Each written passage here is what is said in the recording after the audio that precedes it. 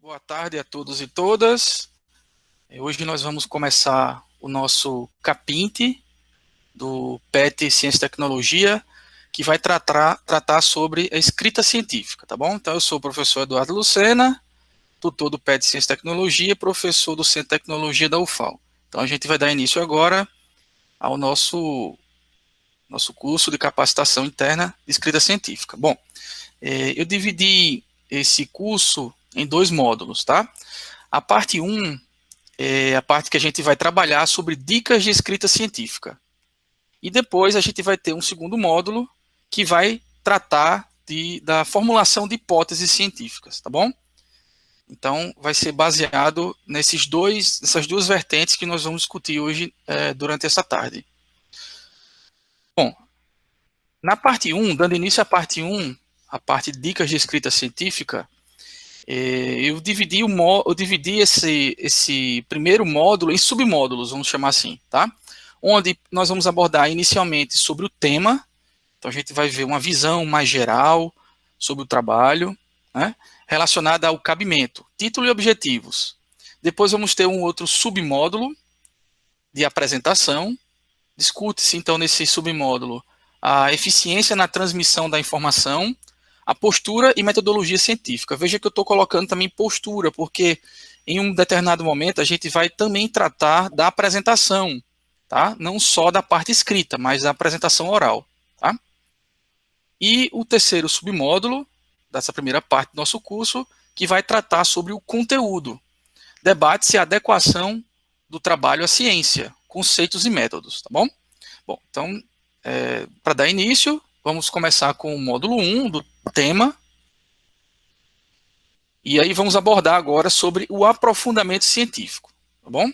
Então, a primeira pergunta que eu faço é a seguinte: o trabalho que vocês querem escrever, né, que vocês querem produzir como conclusão de curso, enfim, dissertação, ou origem de uma pesquisa coletiva ou individual, ele apresenta aprofundamento esperado para o nível da publicação em questão? Onde é que você quer publicar? Né? Será que o escopo dele e o nível de abrangência ele está adequado ao tipo de publicação que vocês querem? A outra pergunta que eu faço, né, sobre o aprofundamento científico: o trabalho atende às expectativas do público-alvo quanto ao aprofundamento técnico-científico? Então é muito importante, quando vocês forem enviar o trabalho a uma revista ou algum evento, vocês observem o escopo daquela revista ou daquele evento, para ver se o que você fez de pesquisa se adequa, né, aos objetivos daquele local que você quer publicar ou apresentar o seu trabalho. Sobre o meio de publicação, né? O trabalho tem seu foco inserido no escopo da publicação, como, por exemplo, né, o seu TCC, um congresso, revista local, regional, nacional, internacional de alto nível. Então você tem que pensar nisso aí, né? Se o seu trabalho, se o foco do seu trabalho está inserido no escopo da publicação.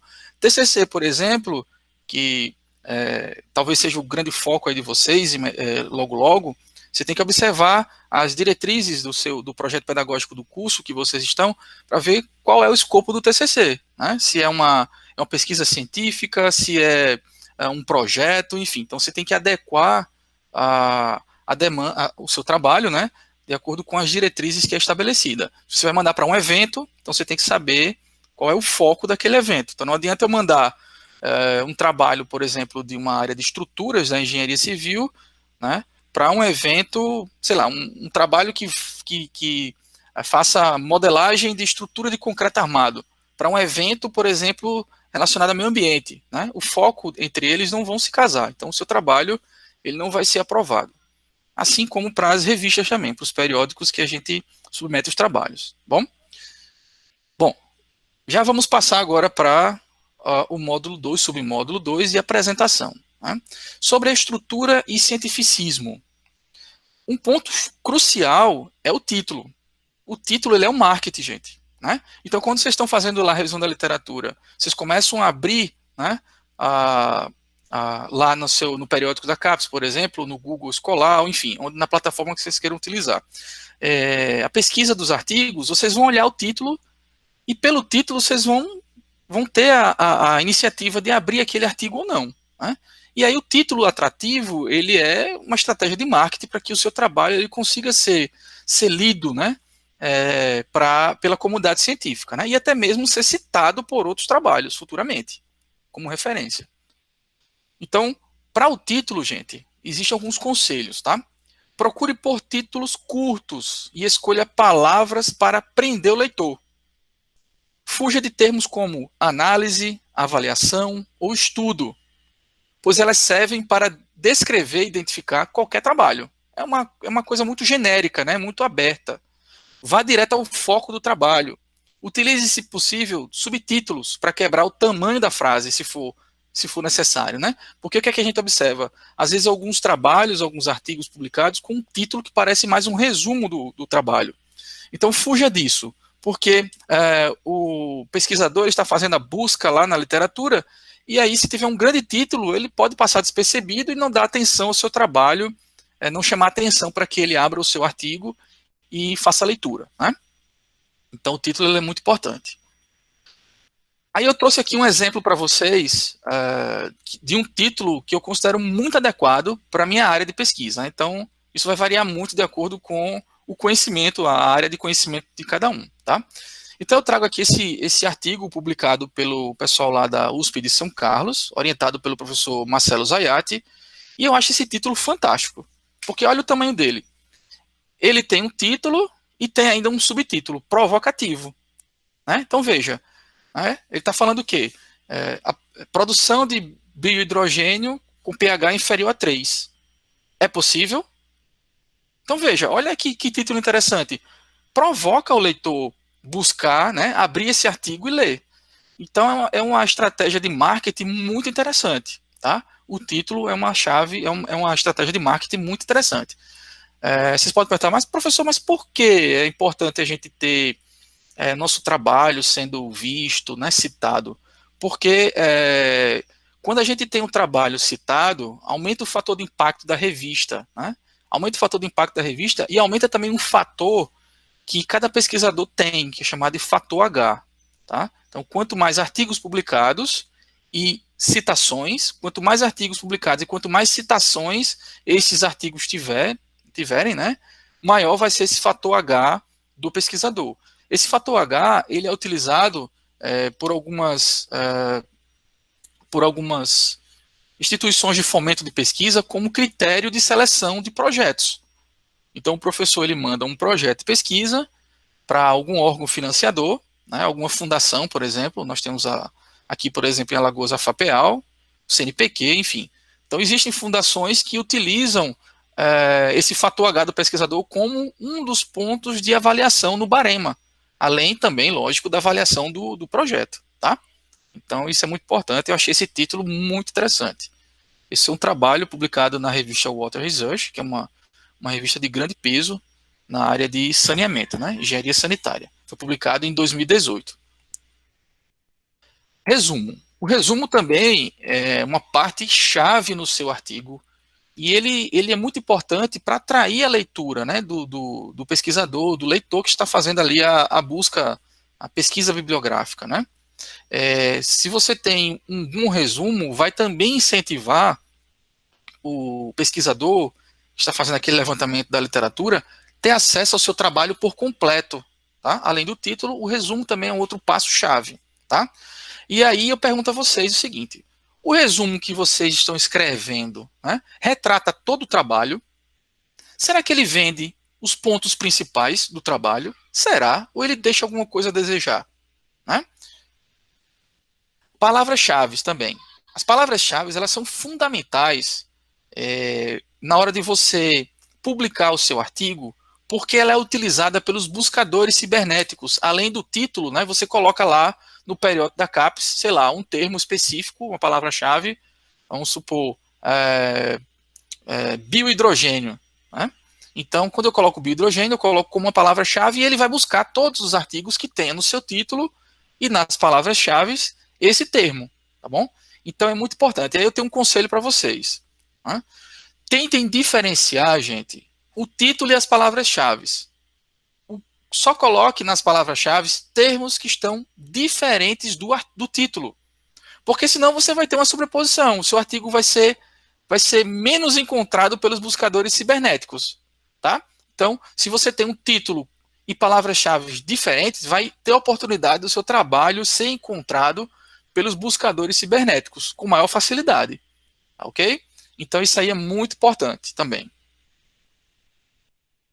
Aqui eu trago um exemplo de um artigo que eu publiquei, né, nessa revista Biomass and Bioenergy, em 2019. Esse trabalho foi de uma aluna de mestrado, que foi também se formou em Engenharia Ambiental e Sanitária na UFAL, fez mestrado sob minha orientação no programa de pós-graduação de recursos hídricos e saneamento, né? Ela trabalhou com água residuária de indústria de laticínios para produção de biohidrogênio e um reator específico, um reator anaeróbio de leite fluidificado ou fluidizado, tá? E aí eu trago um exemplo desse artigo do resumo para vocês, né? Então veja, olha aqui, esse aqui é o resumo do trabalho. É muito importante frisar, gente, que existem normas, tá? Então, por exemplo, se vocês forem publicar o seu trabalho de conclusão de curso, escrever, olhem as normas da universidade, que são baseadas na ABNT, tá? Associação Brasileira de Normas Técnicas. Existe uma ABNT específica de escrita de artigos, de redação de trabalhos acadêmicos, tá bom? Então, existe, às vezes, normas que limitam o tamanho do resumo. Por exemplo, tem revistas que limitam o resumo em até 200 palavras, ou em até tantos caracteres, certo? Então, essa revista que eu publiquei, ela tem uma limitação. Então, quando eu tenho a limitação, eu costumo iniciar o meu resumo já com o objetivo do trabalho. Se você tem um espaço maior, é interessante que você inicie com a provocação. O que é essa provocação? Seria qual é o problema que o seu trabalho tende a resolver, quer resolver. Né? Então, por exemplo, nesse caso aqui, eu estou utilizando resíduos efluentes de indústrias de laticínios para produzir biohidrogênio. Então, eu posso colocar como uma introdução do problema é que existem muitos efluentes de indústria de laticínios que são produzidos e que o seu lançamento inadequado no meio ambiente pode gerar grandes impactos ambientais. E aí, como forma de mitigar esses impactos, né, eu estou propondo utilizar esses resíduos para a produção de biocombustível, de biohidrogênio. Tá? Então, aqui eu destaco o objetivo do trabalho. Quando a gente tem um resumo muito curto, então a gente já parte para os objetivos, tá?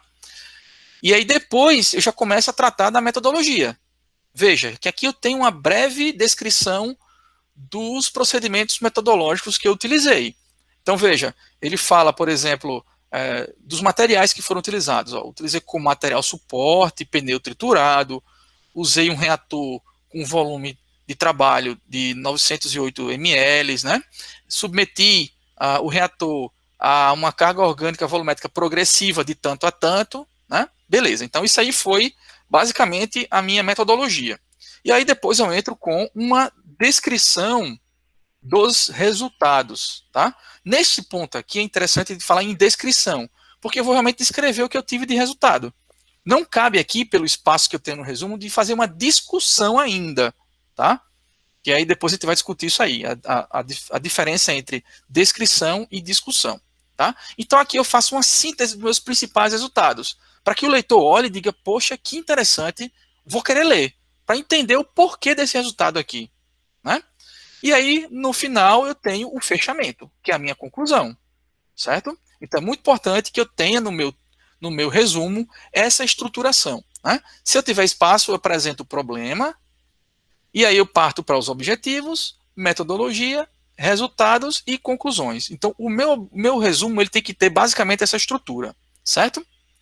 Então vamos lá, vamos seguir. Ainda tomando como exemplo, né, o trabalho do pessoal de São Carlos, de Mota, et al., né, 2018, aqui eu trago para vocês, olha, as palavras-chave. Então veja aí o que ele usou de palavra-chave, né? Ele tem realmente uma palavra-chave aí que é o pH, né, que está igual com o título, né? Mas é porque é fundamental, tá? Mas veja que as outras, né? Você tem, claro, por exemplo, biohydrogen, né? Tá aqui, enfim, mas você tem outras palavras que são distintas. Aí vocês podem perguntar, professor, mas existe um número limite para palavras-chave? Existe. Então você vai observar a norma. tá? Se for a norma brasileira descrita, eu não me lembro o número, mas tem lá dizendo o limite, tá? Em artigos, dependendo da revista, ele coloca uma limitação. Ele coloca assim, no mínimo 3, no máximo 5, 6, por exemplo, tá? Então aqui eu tenho o quê? Eu tenho 6, ó. 6 palavras-chave, tá bom? Então isso é muito importante. E para que servem as palavras-chave, gente? Para que o seu artigo consiga ser encontrado pelos buscadores cibernéticos na hora que você estiver lá fazendo a sua pesquisa da literatura, tá bom? Então isso é muito importante. Agora nós vamos para o primeiro ponto do corpo do texto, tá? Que é a introdução.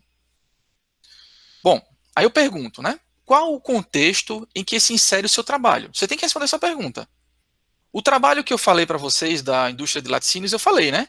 Ele se insere no contexto de um problema ambiental que existe da produção de grande quantidade de resíduos que, se forem dispostos no meio ambiente de uma forma inadequada, ele pode gerar impactos ambientais até irreversíveis, né?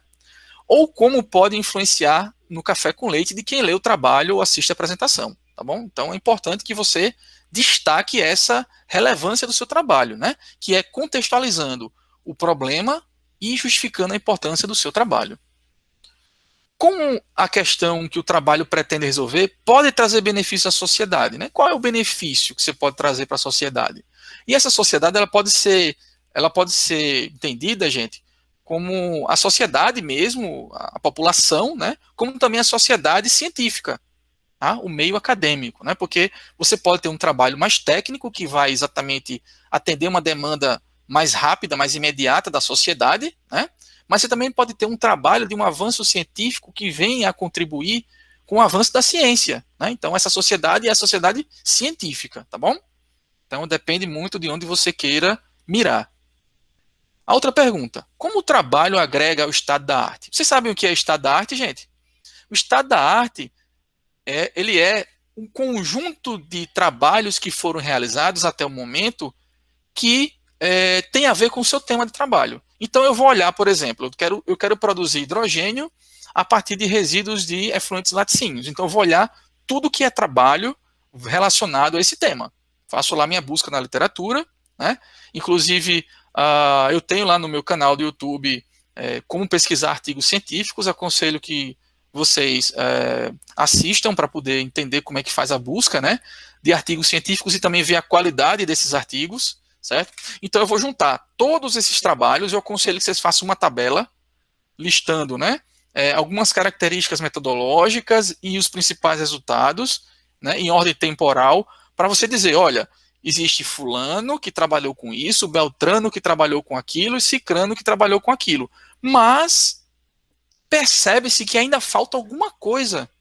Percebe-se que ainda existe alguma lacuna a ser estudado nesse tema. Aí é isso que o meu trabalho vem a contribuir, né? Ou como ele contribui para avançar a ciência, a fronteira da ciência. Entendeu, gente? Então eu posso, por exemplo, dizer o seguinte, olha, eu vi que tem vários estudos que trabalharam com o efluente laticínio para a produção de hidrogênio. Mas eles estudaram, por exemplo, reatores em batelada, que é um sistema de reatores, e não estudaram ainda um tipo de reator específico contínuo que pode melhorar o processo, que pode melhorar a eficiência do processo. Então, meu trabalho vem a contribuir nesse sentido, né?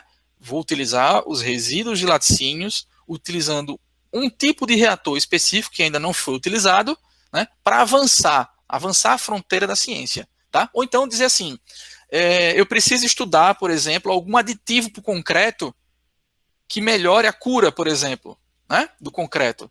E aí tem inúmeros aditivos que foram utilizados. E vocês podem propor, por exemplo, algum aditivo, sei lá, natural, que existe aí no meio ambiente, né? Estou chutando, não é minha área, né? Que você tenha facilidade de acesso e que você tenha um concreto, vamos dizer assim, mais verde, né? Ambientalmente mais correto, tá? Ou utilizar, por exemplo, pneu triturado como agregado para pavimentação, né? Então, o que é que esse seu trabalho propõe de avanço para a fronteira científica? Como é que eu sei que ele vai avançar? Aí eu tenho que fazer muito bem um estudo do estado da arte, tá? Então eu gosto muito de falar esse termo, estado da arte. Qual é o estado da arte? O que é que foi feito até agora, né? Quais foram os trabalhos relevantes e o que é que eles tiveram de inconclusão até o momento, tá bom? Qual é o estado da arte, né? Então, por exemplo, qual que é o estado da arte sobre a Covid-19 hoje, né? Então há uma discussão se a Covid ela pode ser, se a pessoa que teve Covid pode se reinfectar novamente ou não, né? Eu assisti uma palestra ontem de uns infectologistas, eles falaram que nesses 5 meses, né, nesse histórico de 5 meses, não há relato ainda de reinfecção. Né? Então, por enquanto, o estado da arte fala que não há ainda reinfecção, mas pode ter, pode se descobrir. Né? Pode ter casos depois de reinfecção. Isso está sendo estudado ainda. Né? Então, é isso que você tem que tomar bastante atenção. Qual é o estado da arte e você tem que mostrar onde o seu trabalho vai contribuir. Beleza. Aí aqui eu trago um exemplo da introdução do artigo que a gente publicou, né? O artigo da Aline. Então veja que eu tenho aqui a minha introdução contextualizando o problema. Ó. Eu digo que a indústria produz, né, não sei quantos bilhões de litros por ano, né? E que a geração desses litros de leite, né, por ano, e que o processamento desse leite, né, gera efluentes, né? Gera aqui, de 0,2 a 10 litros de efluente por litro de leite processado. Então, imagina, gente, cada litro de leite processado gera de 0,2, né, 200 ml a 10 litros de resíduo. Né? O que fazer com ele? E aí eu apresento, né, o estado da arte, mostrando as tecnologias envolvidas, enfim. Né? E aí eu continuo aqui, apresentando ainda mais dados da literatura. Fulano fez isso, Beltrano fez aquilo, obteve isso e tal, para mostrar que esse caminho que eu estou escolhendo, ele é viável, entendeu? Porque senão eu posso ter depois problemas na hora de explicar meus resultados, né? Inclusive eu tenho que ter base no estado da arte para discutir e entender os meus resultados. Porque, por exemplo, se eu adicionar, né, mais, por exemplo, pneu triturado, o meu pavimento ele vai ter uma resistência menor. Estou chutando, tá? Uma hipótese. Né? Ou ele vai ser mais permeável. Né? Se eu coloco mais pneu, ele vai ser mais permeável. Por quê? Né? É uma hipótese que você está levantando e que você vai comprovar. Tá bom? Beleza. E aí, tem uma outra parte que é muito importante do trabalho, que são os objetivos. Tá? No trabalho de conclusão de curso, a gente tem um item específico de objetivos, objetivo geral e objetivos específicos. No artigo científico, a gente não tem essa separação. Né? O objetivo, ele vem no final da sua introdução. E aí eu vou mostrar um exemplo para vocês. Tá? O objetivo, ele deve descrever o foco da análise, não a técnica ou tarefa. É o foco da análise. Eu não quero saber ainda da técnica ou da tarefa. Tá? É só o foco. Certo? Aí eu tenho aqui o exemplo do objetivo do trabalho que eu orientei da Aline, né? Então, aqui eu coloco exatamente o que é que eu vou fazer, né, de acordo com o estado da arte, com que a literatura apresentou. Então, eu tenho diferencial, a lacuna que eu quero suprir é essa daqui. Eu quero testar o efluente suplementado com glicose em um reator anaeróbio de leite fluidizado, certo? Como modelo contínuo, porque até então não tinha ainda reatores contínuos, né, que utilizaram esse tipo de efluente para a produção de hidrogênio, certo? Então essa é a lacuna que o meu trabalho vai enfrentar, certo? Isso tem que estar muito bem escrito na introdução, gente. A introdução ela tem que ter um delineamento lógico, né? Você tem que ter conexão entre parágrafos. Eu não posso ter parágrafos colocados aleatoriamente, por mais interessante que seja. Tá? Eu tenho que ter uma ordem. Tem que primeiro apresentar o problema. Qual é o que é o problema? Né? O que é que eu tenho de estado da arte? Quais são os estudos relevantes? Depois, o que é que falta ser estudado? O que é que falta ser estudado é exatamente o objetivo do seu trabalho. Tá? Ok. Agora vamos para método. Outro item muito importante é a metodologia do seu trabalho. Tá? Bom, apresente um esquema geral dos módulos principais da metodologia, relacionando a ordem de execução de cada um. Isso é muito importante, né? Estabelecer a ordem de execução de cada um. Tá? Descreva as técnicas, dados e ferramentas utilizadas. Identifique detalhe, eficiência e limitações. Certo? Você tem que destacar isso aí. Tá? Até onde você pode ir. Né? Então, por exemplo, eu quero monitorar sei lá, alguma reação, mas eu não tenho um equipamento. enfim, eu tenho que entender as minhas limitações, né? E, inclusive, essas limitações vão ser muito importantes na hora de você definir a revista ou o local de publicação do seu trabalho, tá? Se for uma revista muito exigente, pode ser que aquela limitação que você teve impeça de você conseguir publicar, tá? Trabalho lá. Aqui, parte na frente quem entende de estatística, programação e de softwares para geração de gráficos. Por que isso, gente? Porque geralmente a gente vai ter nos trabalhos uma análise estatística. Por exemplo, eu quero comparar, né? Por exemplo, se eu colocar X quantidade de pneu, Y e Z na mistura para fazer meu pavimento, para ter uma maior resistência, né? Maior resistência. Então eu vou ter lá uma quantidade X de pneu, Y de pneu e Z. Como é que eu faço a análise entre elas para ver qual foi a melhor em termos de resistência? E se a mudança foi significativa ou não? Através de análise estatística, né? A nova análise variância, né? Pode ser utilizada ou outras ferramentas, vários testes, né? Tukey teste. Então tem um monte de ferramentas aí na estatística que faz com que você consiga aprimorar isso, analisar. Por exemplo, como é que eu vou provar, por exemplo, que a nossa atividade, por exemplo, de tutoria júnior está sendo eficiente nas notas dos alunos em matemática, por exemplo, né, na escola ou nos mini-testes? Né? Então, eu vou pegar uma amostra e vou fazer uma análise estatística, utilizando estatística, para mostrar se essa nossa hipótese ela é válida ou não. Né? Se vale a pena ou não, por exemplo, usar do nosso tempo para investir nessa atividade para ter esse retorno, e se ele está tendo ou não. Né? Então, é essa mesma coisa. Então, se eu colocar mais pneu, eu melhoro a resistência do pavimento, né? Eu posso ter que não muda significativamente. Então, para que eu colocar mais pneu, se eu não preciso daquela quantidade? Porque não houve um aumento significativo na resistência do pavimento, tá?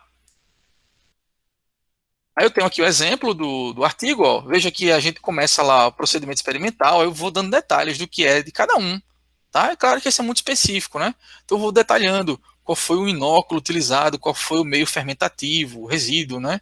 Qual material suporte para adesão dos micro-organismos, e aí eu vou detalhando, todo passo a passo.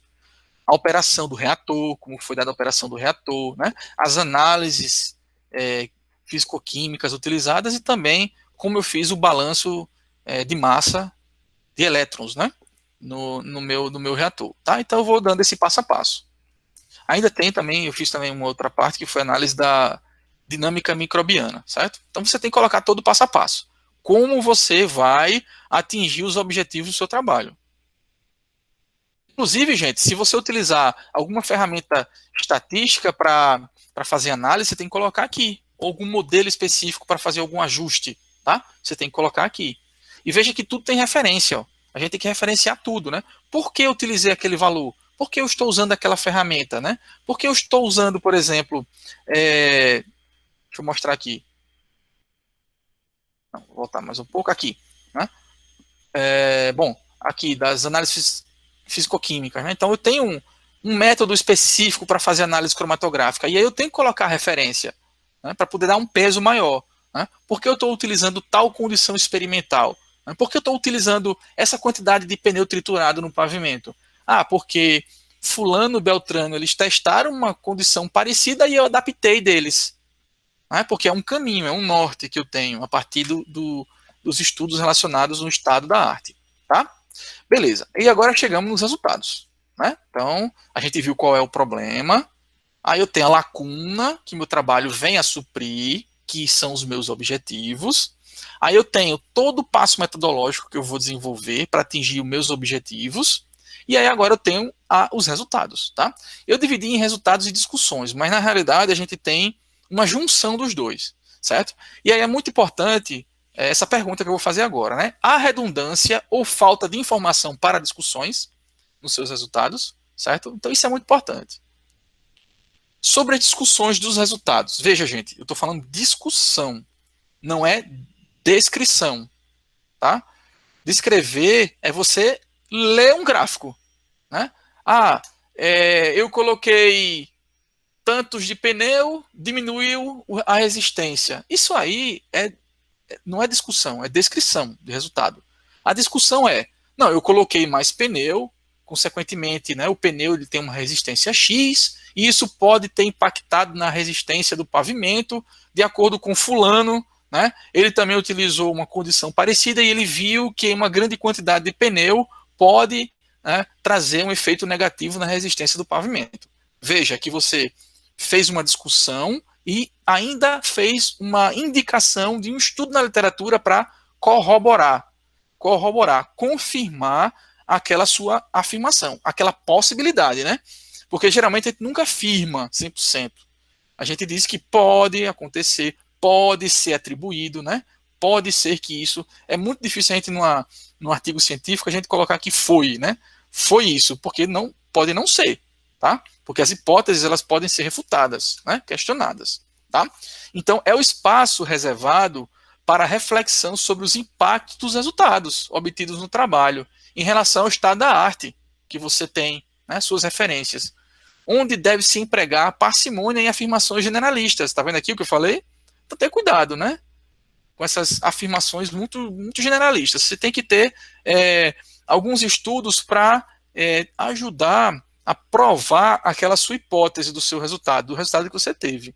Tá? Então, é por isso que eu aconselho que vocês primeiro façam uma boa revisão da literatura, montem uma tabelinha com uma síntese desses estudos, porque uma matriz, né, desse estado da arte facilita a sua visualização, e aí você, na sua pasta, você tem a sua pasta organizadazinha lá, você pode detectar na planilha, nessa matriz, o estudo que você quer estudar em mais detalhe. Tá? E isso é muito importante, gente. Eles sempre vão responder alguma dúvida sua. Vai ajudar a entender o porquê de você colocar mais pneu triturado vai influenciar negativamente, por exemplo, na resistência do pavimento. Isso é uma hipótese que eu estou falando, tá? Nada comprovado. Só um exemplo. Ok. E agora nas conclusões. Principais resultados e contextualização em relação ao estado da arte, bem como recomendações de estudo futuros. Né? Por exemplo, nos trabalhos de conclusão de curso, é muito interessante quando a gente faz o fechamento, a conclusão, né?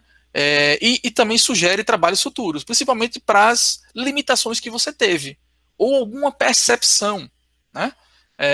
Por exemplo, se você adicionar mais água na mistura ali, né, você pode ter uma melhor resistência do asfalto, ou menos água. E aí você pode colocar. Recomenda-se que nos trabalhos futuros estude a influência da água na hora de fazer, né, o preparo do pavimento. Tá? Aqui os objetivos são revistos à luz dos resultados do estudo. Certo? Isso é muito importante. Não é para repetir, gente. Não adianta você pegar trechos dos resultados e colocar aqui. Não é isso. Tá? Você deve responder os objetivos propostos. É muito importante que você faça o seguinte, olha. O trabalho que eu orientei da Aline foi produção de hidrogênio a partir de resíduos de laticínios. Esse é o objetivo geral. Produzir hidrogênio a partir de resíduos de laticínios. Quais são os específicos? Né? Avaliar o efeito da concentração do resíduo. Né? Avaliar, por exemplo, a carga orgânica, o aumento da carga orgânica. Avaliar o comportamento dos micro-organismos presentes. Isso são objetivos específicos. É bom você fazer isso para você chegar aqui nesse momento de conclusão, responder cada um. Né? Então eu posso dizer o seguinte, olha, ao aumentar a carga orgânica no meu sistema, eu percebi uma inibição da produção de hidrogênio. Né? Porque existe uma inibição pelo substrato, uma quantidade excessiva de alimento, os micro-organismos vão sofrer inibição. E aí você vai respondendo cada um dos objetivos específicos aqui. Beleza? Ok. Aí aqui eu tenho, por exemplo, um exemplo da conclusão do trabalho que eu orientei da Aline, né? Só para destacar alguns aspectos que foram importantes ressaltar e o fechamento, né, do meu trabalho, do trabalho dela que eu orientei, tá bom? Então veja que é bem sintético, ó. A conclusão do trabalho, do artigo dela foi isso aí, tá? E as referências. É muito importante vocês observarem as normas, tá? A ABNT tem uma regra para referências, tá? Os trabalhos citados merecem o crédito da citação? Então é muito importante isso. Veja só, às vezes a gente comete alguns equívocos. Então vamos supor que o trabalho que eu mostrei para vocês da Aline é um trabalho que utiliza a digestão anaeróbia. Né? E aí não adianta dizer assim, eu publiquei um trabalho, eu sou Amorim, 2020, né? E aí alguém, por exemplo, daqui do grupo, quer usar esse meu trabalho como referência e dá o crédito a mim da digestão anaeróbia. Não foi eu que descobri. Eu não descobri a digestão anaeróbia, né? Então, de acordo com a Amorim, a digestão anaeróbia é um processo que ocorre em basicamente 4 fases. Não foi eu que descobri isso aí, tá? Eu não descobri isso. Então, é muito importante que vocês tenham acesso às referências originais, exceto também alguns termos que já é de cunho conhecido, né? Por exemplo, não adianta chegar lá e dizer, a lei de Newton, as leis de Newton, ação e reação, e colocar referência, já é de cunho, né? Já é conhecido, então não precisa ter essa preocupação, tá bom? Mas usem as fontes originais, tá? Vão lá em busca das fontes originais para apontar, né? Referenciar, tá bom? Eu mostro também em um dos minicursos que eu tenho lá no meu canal do YouTube, como ver a qualificação dos artigos pela área, né? Engenharias 1, 2, 3, enfim, dependendo da área de vocês. Aconselho que vocês olhem lá, assistam também para ver, né, até se os artigos que vocês estão utilizando para o estado da arte são realmente artigos que merecem crédito, tá? Porque existem alguns artigos que são bastante duvidosos. Deve-se priorizar a citação de trabalhos que embasam a afirmação, por ter a afirmação na conclusão do trabalho citado. Então, muito bom eu pegar algum trabalho que, por exemplo, que avaliou a quantidade de pneu triturado na resistência do, por exemplo, do asfalto, do pavimento, né? E aí eu quero entender o porquê. Porque você tem que sempre questionar. Por quê? Se eu colocar mais ou menos quantidade de pneu, ele vai melhorar ou vai piorar a influência? O que é que de fato acontece ali? Né? É a porosidade, né? É a porosidade que diminui, que aumenta, enfim, o material tem pouca resistência, eu vou ter uma quantidade maior dele lá, e aí isso vai impactar diretamente. Você tem que ter esse questionamento, certo? E a literatura vai te ajudar, vai embasar essa sua discussão. Se não, cite trabalhos de revisão que levem o leitor do seu trabalho a conhecer mais sobre o assunto. É sempre importante verificar se quem fez a revisão, que está posta como referência, citou corretamente a conclusão do trabalho original. Né? Porque às vezes a gente pega um trabalho lá em inglês, faz uma tradução macarrônica, e aí, em vez de dizer que quanto menos pneu, melhor a eficiência, faz o contrário, né? Então, existe também os falsos cognatos lá em inglês que a gente pode ter uma falsa conclusão, tá bom? Então, tenham muito cuidado com isso aí, certo? E sim, e sobre referência tem normas. A BNT tem uma norma específica, né? Justificada à esquerda, só justificada à esquerda, tem toda uma regra lá. Como é que coloca o nome dos autores, enfim. E as revistas têm as suas particularidades. Aí eu vou mostrar daqui a pouco um exemplo, né? Quando possível, recomenda-se dar ao leitor mais de uma referência ao tema da afirmação sendo citada. Então, geralmente, a gente não coloca uma só, né? Então, eu posso colocar assim, olha, a disposição no meio ambiente dos resíduos laticínios podem gerar diversos impactos ambientais, tais como danos ao solo, danos à água, e coloco entre parênteses as referências, tá? Então, isso é muito importante. Nesses casos, busca citar outros trabalhos que também têm como uma conclusão a afirmação realizada, ou o estudo da revisão aprofundada, abrangente e atual. Então, veja, tem que ter trabalhos atuais. Você vai mandar um trabalho para uma revista com referências acima de 5 anos, né? Mais de 5 anos, os revisores eles vão questionar. Então, faça uma revisão da literatura atualizada. Não é que vocês devem, vocês não devem deixar de lado os trabalhos mais antigos. Vocês devem sim levar em consideração os mais antigos, porque lá vocês podem ter algumas explicações para entender o seu resultado, tá? Mas é muito importante que você veja os mais atuais. Às vezes você não tem um trabalho mais atual que ajuda a responder aquela sua dúvida. Você usa aquele mais antigo, tá bom? E também é muito importante, gente, eu acho que é uma coisa que a gente precisa trabalhar, é a possibilidade de utilizar um gerenciador de referências. Aí existem números, né, inúmeros. Coloquei aqui alguns exemplos, o EndNote, o Reference Manager e o Mendeley, tá? Então, é muito importante para a gente não ficar naquele trabalho manual, tá? E aqui tem um exemplo das referências que a gente utilizou no artigo que eu publiquei com a Aline, tá? Então, essa revista, ela tem um padrão, e esse é o padrão dela, ó. Ela não é por ordem alfabética, na realidade ela é por numeração, pela ordem que aparece no texto, eu vou colocando lá nas referências. No texto não aparece o Abreu et al. 2010, por exemplo, aparece só o número 1, tá? Então, existem várias formas de citar. Ó, esse aqui, inclusive, esses dois trabalhos foi sou eu aqui, Eduardo Lucena Cavalcante de Amorim, tá vendo? Que a gente também utilizou lá, para citar como uma das referências. Bom, agora vamos para uma parte interessante, que é a forma, tá? Escrita e apresentações. Procure trabalhar a linearidade do raciocínio e a eficiência no uso das palavras ou slides. Então você tem que ter linearidade. Não adianta você estar falando de banana e daqui a pouco você falar de maçã. Né? Tem que ter ali uma linearidade, certo? Uma transição. Geralmente, quando eu tenho um aluno para defender um TCC, uma dissertação, ou quer escrever algum artigo, eu peço para ele fazer uma apresentação em slides e apresentar para mim. Por quê? Porque quando ele faz a apresentação em slides, ele é obrigado, teoricamente, né, a pensar nesse raciocínio lógico, né, nessa linearidade. E aí ele pode aproveitar todo esse sequenciamento da apresentação em slides para escrever o artigo. Então eu gosto muito dessa técnica, tá? A escrita ou apresentação é trabalhada de maneira didática, né? Então é muito importante, porque eu posso ter alguém lá no outro lado do mundo querendo replicar a minha metodologia para uma outra situação. Então eu preciso ter essa forma mais didática, né? Que nem sempre a gente encontra nos trabalhos, nem sempre a gente encontra um nível de detalhamento tão grande, né? Porque existem limitações. Por exemplo, um artigo em uma revista geralmente a gente usa 6.000 palavras, tá? Para escrever um artigo. Aí tem limitações, né? Então a gente tem que limitar e enxugar um pouco o artigo. O linguajar está adequado ao público-alvo da publicação, né? Então você tem que ver a linguagem técnica, né? Então é um artigo científico, tem que ser uma linguagem científica. Não adianta eu escrever lá, por exemplo, lixo. O lixo que foi utilizado não é lixo, não é um linguajar técnico, né? Científico. Tem que colocar, o resíduo sólido utilizado para o projeto foi tal, tal, tal. Então você tem que adequar o linguajar, né, ao público-alvo da publicação ou da publicação. Como é que eu faço isso, gente? Eu vou lá na revista que eu quero publicar e olho como é que os autores escrevem, tá?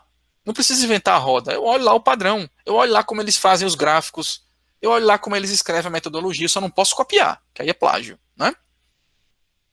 Mais importante que a quantidade de texto ou slides é a qualidade da informação, para não perder o leitor ou espectador. Tá? Então isso é muito importante. Às vezes você mostra um pulo do gato ali, olha, eu vi que se eu fizer isso aqui, eu melhoro a eficiência do meu processo. É isso que o leitor quer ver. Né? É isso que ele quer, é a solução. Qual foi a descoberta do seu artigo? Às vezes é um negocinho pequenininho, mas que tem uma significância enorme para a ciência, tá bom? Texto ou apresentação gasta um número de páginas ou slides e tempo suficiente em cada um dos itens da estrutura metodológica para atender ao que foi descrito anteriormente, né? É aquela história da quantidade e qualidade. A revisão, necessariamente, deve ter menos espaço que os outros itens, a não ser que se trate de um artigo de revisão da literatura. Porque às vezes a gente pega um trabalho de conclusão de curso, uma dissertação, uma tese, que metade do trabalho é revisão da literatura, onde o trabalho não é uma revisão, né? Porque eu posso ter um estudo que é uma revisão da literatura, né? Um review, tá? Mas se não for, não tem essa necessidade. Coloca aquilo que é necessário, tá? Não precisa pegar todos os artigos do estado da arte e colocar eles inteiros na revisão. Coloca trechos importantes, certo? Isto porque, de outra forma, está se vendendo muito mais o trabalho dos outros do que o seu, né? Então você perde aí. O texto, a apresentação é eficiente no uso de palavras, né? Então, por exemplo, quando a gente vai escrever um artigo para uma revista internacional, a linguagem é inglês. Então, para inglês, é importante que você escreva em português frases curtas, enunciados curtos, né? Porque se você escreve frases muito longas, que é a nossa mania, né, do português, escrever frases longas, você, na hora de traduzir, você pode se perder. Então, faça frases curtas também. Pense nisso, na transição da linguagem, da língua, né? Do português para o inglês. Gaste tempo e palavras com o que é necessário. Encher linguiça é sinal de pobreza do trabalho, tá? E use a voz ativa. Por exemplo, ó, eu não posso dizer assim, eu estudei, não, né? Estudou-se, observou-se, né? Observei, observamos, não. Observou-se que, ao aumentar a quantidade de pneu triturado, aumentou a resistência do pavimento, tá? Então, olha essa linguagem. Muito cuidado com isso aí. Gaste tempo para gerar figuras, tabelas e quadros que sejam eficientes, né, e nítidos. Legibilidade e clareza de figura, tabela e quadro são chaves, né? Então você tem que ver, você tem que plotar gráficos e tabelas que o leitor olha ali e consiga entender e ver rapidamente, né? Do que ter aquele gráfico muito carregado, aquela tabela enorme que vai distrair o leitor, né? Ele não vai ter interesse, tá? Leitores param para olhar esses itens quando folheiam um trabalho. Então, às vezes, o cara olha ali uma figura mal feita, sei lá, distorcida ou muito pequenininha, né? Ele olha assim, o cara não teve cuidado, não. Quantas vezes a gente já pegou um livro, né? Em preto e branco, sei lá, né? Com figuras que não são coloridas. E algumas pessoas dizem, eu não gostei muito porque não está a qualidade de impressão ou o tipo de cores não estão mais adequado, não atrai minha atenção, né? Então você tem que ter cuidado com isso aí, tá? Na hora de publicar um artigo numa revista, às vezes tem revista que cobra para você publicar gráficos coloridos, tá? Então você tem que ter cuidado com relação a isso aí. O custo não é baixo. Gaste tinta só com o necessário. Principalmente você, o leitor, né? Pode não ter dinheiro para fazer cópias coloridas. Então imagine isso aí também, certo? Lembre-se que um bom trabalho é o que passa o recado, não o que passa um recado longo, certo? Bom, agora nós vamos para o submódulo 3, conteúdo, certo? Daqui a pouco a gente vai dar um intervalinho. A atualização. É muito importante esse item, tá? A revisão ela deve considerar a abrangência científica, revisão da literatura, estado da arte, né? Profundidade e regionalismo de referências, certo? Isso é muito importante. Com uma boa revisão, evita-se a invenção da roda. Então, eu quero estudar a eficiência de alguma atividade do PET, por exemplo, no ensino lá dos alunos do PAESP. Então, eu não preciso inventar a roda necessariamente. Eu vejo outros trabalhos correlatos a este que eu estou propondo e vejo como eles fizeram isso. E eu posso adaptar as metodologias, tá? Para atingir o meu objetivo principal.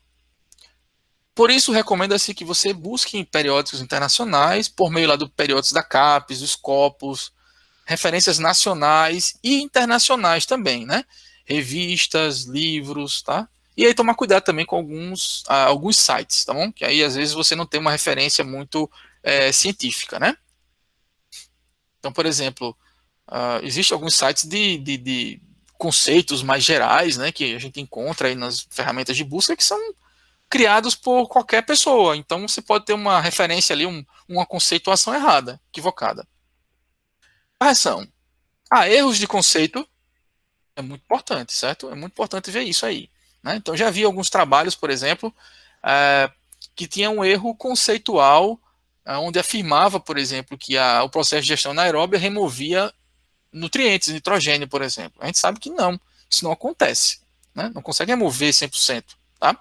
Então tem que pensar nesses erros de conceito, se tem lá. Isso aí é crucial. Se você manda seu trabalho para uma revista, o editor, que é a pessoa que vai receber o primeiro, né, que vai receber o seu trabalho, ele vai olhar se tiver erro conceitual, ele já rejeita na hora. Ele não passa nem para os revisores, tá? Qual o grau de extrapolação no uso de técnicas? A argumentação para a construção de conclusões é adequada ou existe muita interpretação e poucos dados para embasar argumentos, né? Então é esse cuidado, ficar no achismo, né? Você tem que entender o seguinte, que a ciência, né, ela não pode ser necessariamente uma caixa preta, né? Onde você sabe o que está entrando e o que está saindo, mas não sabe o que está acontecendo ali dentro, tá? Você tem que ter uma noção, não necessariamente descobrir tudo o que está acontecendo ali dentro da caixa preta, né? Mas ter uma ideia e tentar comprovar, tá? E aí conseguir entender o processo, né? O que é que afeta, o que é que influencia, certo? Procure estabelecer os limites de aplicação das afirmações apresentadas no trabalho. Os trabalhos propostos apresentam viabilidade de execução, então você tem que pensar nisso. Eu estou num TCC que eu preciso fazer em 6 meses. Você tem que pensar no prazo que você tem, também na disponibilidade de materiais e dados. Então não adianta eu chegar aqui com um TCC maravilhoso, mas eu não tenho uma infraestrutura para desenvolvê-lo, né? Eu não tenho, por exemplo, um professor que vai orientar. Ou eu posso ter até um orientador, mas ele não tem recursos financeiros para investir naquele trabalho. Então inviabiliza, tá? Então pensem nessas questões também. Aí, aqui eu tenho algumas considerações finais, tá? Dessa parte. As dicas apresentadas nesse texto, eles configuram um ponto de partida. Estou colocando aqui só, né, como um ponto de partida para a escrita de trabalhos. Tem muita, é um pouco subjetivo alguns pontos, certo? Alguns podem questionar, por exemplo, sobre a minha opinião ou de alguns artigos sobre a questão do título, né? Como deve ser o título, como deve ser o resumo, como deve ser a introdução. Tem alguns que falam que a introdução tem que ser mais longa, tem outros que falam que a introdução tem que ser mais curta. Tá? Então isso aí foi baseado na minha experiência e também no que eu vi na literatura, tá? De artigos que daqui a pouco eu vou mostrar para vocês as principais referências utilizadas nessa apresentação. Tá? Onde possível, trabalhe uma análise crítica de cada item e esteja aberto a refletir sobre recomendações de pesquisadores mais experientes, principalmente os seus orientadores. Né? Tá? Então, estejam abertos a isso. Não fechem a mente, né, e achem que ali, né, você é o dono da razão. Tá? Abra a mente e entenda, procure ouvir. Né? Ouvir principalmente aquelas pessoas que tiveram mais experiência. E tente testar para ver se a hipótese que foi levantada por eles é válida ou não. Tá? E aí, caso vocês tenham também sugestões e dicas, podem mandar para mim, né? No final da apresentação eu vou colocar o meu e-mail, e aí vocês podem ficar à vontade para trazer mais contribuições e opiniões sobre esta temática de escrita científica.